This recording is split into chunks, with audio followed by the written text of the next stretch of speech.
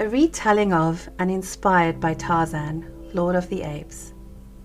It happened on a boat, a long-forgotten boat from a long-forgotten time, 1888 if the faded diary was to be believed.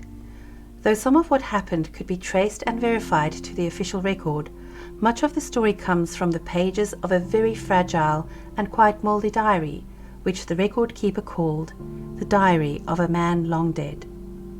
The record keeper whispered how this book took place in a very different time, a time in which the diary mentions Michael the sailor as Black Michael, a time where formalities needed to be strictly upheld and the passengers were referred to by their formal titles as Lord and Lady Greystoke rather than John and Alice Clayton. The journey the Claytons undertook was to be their last. The wreckage of the ship the Fuelda was found exactly 2 months after they set foot on it by a British war vessel patrolling in the South Atlantic. That is what is known.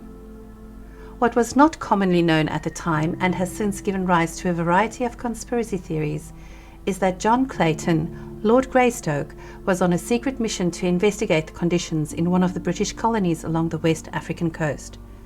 This would have caused quite the outrage on the trip if it was known, not only because of the time critical nature of the investigation, but also because he brought his wife along with him on the journey.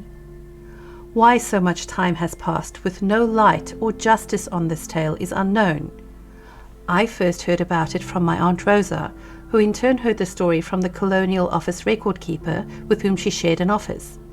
According to my aunt, the record keeper came across a leather-bound journal by chance, and when she opened it, the yellow pages were mouldy and barely legible.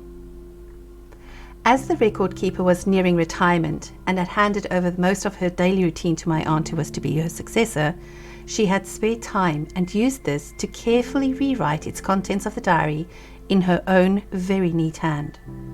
As she was doing this, she became intrigued by the writings and went to fact-check the details in the official records of the office, which helped paint a stronger picture of the timeline of the events as they occurred. And here we are, me retelling a story that is probably none of my business to tell, a story I heard from someone who had no business to hear it in the first place, a story pieced together by the diligence and tenacity of a retiring record keeper who had enough time on her hands to pull some of the puzzle pieces together.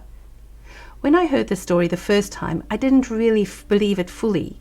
Some of it sounded true, some of it sounded a bit fanciful. I guess the real truth of it lies somewhere in the middle. You can decide for yourself. There we go.